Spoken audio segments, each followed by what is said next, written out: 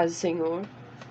Eu vou estar lendo o versículo da semana, Isaías 53, versículo 5. Mas ele foi transpassado pelas nossas transgressões e moído pelas nossas iniquidades.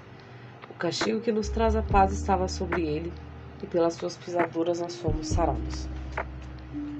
Esse capítulo de Isaías, ele é um dos mais importantes da Bíblia, tanto para os judeus daquela época, quanto para nós hoje, gentios que lemos a Bíblia hoje. Esse capítulo, ele é uma profecia, ele é uma mensagem antecipada daquilo que o Salvador dos judeus e gentios, ele passaria.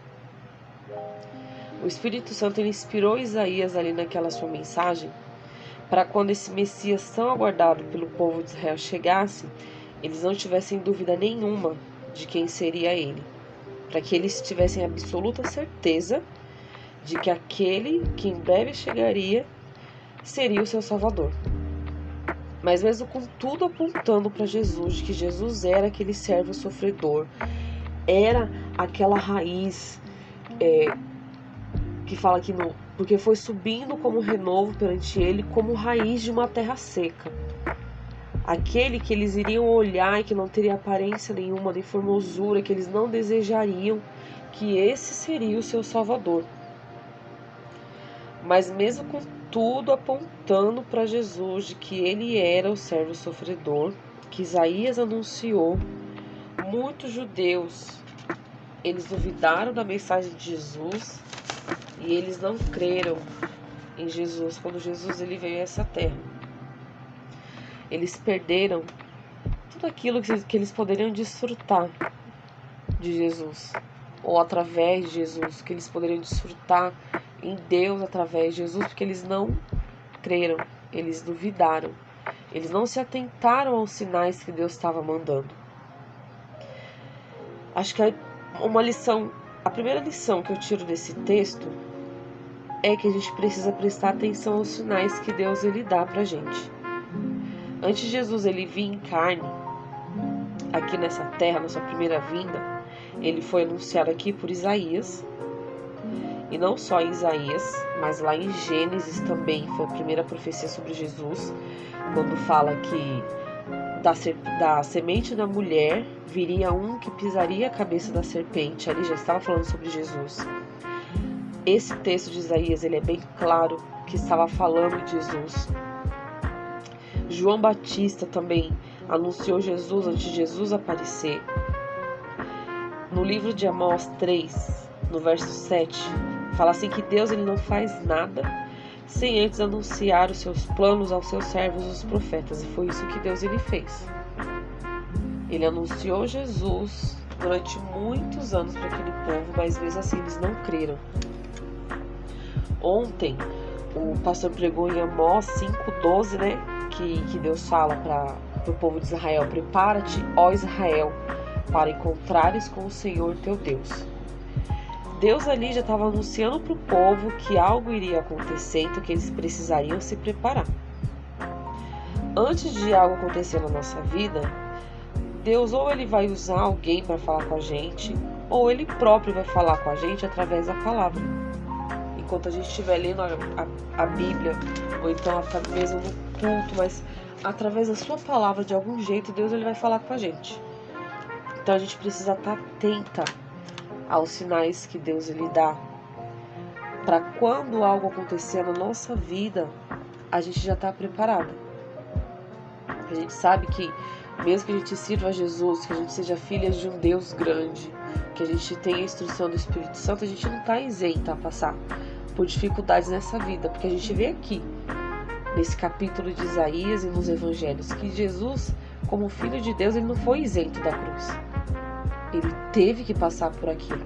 Então, ainda que a gente seja filhas do Deus Altíssimo, Deus Todo-Poderoso, a gente não está isenta de passar dificuldades na nossa vida. Só que Deus ele jamais vai mandar uma tempestade sem antes ele avisar. Então, tudo aquilo que Deus ele for fazer na nossa vida, ele sempre vai avisar. Como eu já falei, ou ele vai usar alguém, ou ele vai falar diretamente com você através da palavra dele. Então a primeira lição que eu entendo desse texto é que a gente tem que estar atenta quando Deus ele falar com a gente. Que nosso coração não pode ter endurecido, nem os nossos ouvidos tapados, para quando ele nos avisar de algo, a gente prestar muita atenção e estar atenta aos sinais, estar preparada quando alguma coisa acontecer. E no versículo 5, que é o nosso versículo da semana, fala assim que Jesus ele foi transpassado pelas nossas transgressões. Transgressão é a violação, é a desobediência da lei. E ele foi moído pelas nossas iniquidades. Iniquidade a gente já sabe o que é. São aqueles pecados que a gente sabe que é pecado, mas a gente insiste em praticar eles, sempre dando uma desculpa para que a gente possa fazer eles. E aqui também fala que o castigo que nos trouxe a paz estava sobre ele. Então, se a gente hoje tem paz com Deus, e a paz que fala aqui não é ausência de guerra, a paz que fala aqui não é que você não vai ter luta na sua vida, mas aqui fala da paz que a gente vai ter diante de Deus, da reconciliação que a gente vai ter com Deus, que a nossa guerra, com Deus por causa do pecado não vai mais existir, porque Jesus ele já levou todo o castigo sobre ele. E também fala que pelas feridas dele, pelas feridas feitas nele, nós somos curadas dessa doença chamada pecado, quando a gente realmente crê em Jesus como o Cordeiro que tira o pecado do mundo, como João Batista disse. Esse capítulo também me ensina que eu não tenho nada para me gloriar por estar na presença de Deus, já que o castigo não estava sobre mim.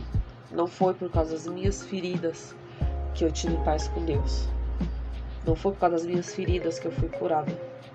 Mas se hoje eu tenho paz com Deus, eu posso estar na presença de Deus, é porque Jesus ele escolheu obedecer à vontade de Deus, sofrendo um castigo que não era para ele, carregando uma culpa, uma cruz que também não eram dele.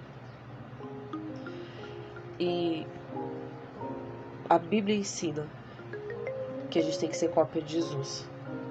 E eu, como uma aluna de Jesus, eu também preciso aceitar a vontade de Deus na minha vida, seja ela qual for. Ainda que a vontade de Deus para minha vida seja que eu sofra, seja que eu passe por um momento de sofrimento, de solidão, como foi o de Jesus, eu também preciso, como foi o de Jesus não, porque ainda que a gente passe situações difíceis na nossa vida aqui, nessa terra hoje, nada se compara com aquilo que Jesus ele passou. Ele foi rejeitado, ele foi cuspido, ele carregou uma coroa de espinho, ele carregou uma cruz que não era dele. Ele sofreu coisas que a nossa imaginação não consegue, que a nossa mente não consegue nem imaginar. Mas ainda que Deus ele tenha para mim uma vontade que não seja a minha, se eu realmente sou aluna de Jesus, se eu sou filha de Deus, o meu papel não é questionar. O meu papel é aceitar como Jesus aceitou a vontade de Deus para a minha vida. E não pensar que só porque eu sou filha de Deus que eu vou andar em tapete vermelho. Porque quem ofereceu tudo e não sofrimento não foi Deus. Quem ofereceu glória, honra, foi o diabo. Deus nos oferece a vida eterna. Essas coisas materiais que nos oferece é o diabo. Foi ele que ofereceu isso para Jesus, não foi? Em Lucas 4. O que Deus ele tem para mim não se limita somente a essa terra. É muito além disso. É aquilo que o dinheiro não compra, como a Bíblia fala. Aquilo que não chegou ao coração do homem, nem olho viu, nem ouvido ouviu. Isso é o que Deus ele tem preparado pra gente, para as filhas dele que creem em Jesus. Então eu aprendo com esse capítulo de Isaías, que ainda que a vontade de Deus para minha vida não seja aquilo que eu quero e possa me trazer dor, me trazer sofrimento, eu tenho que aceitar ela porque eu sou filha.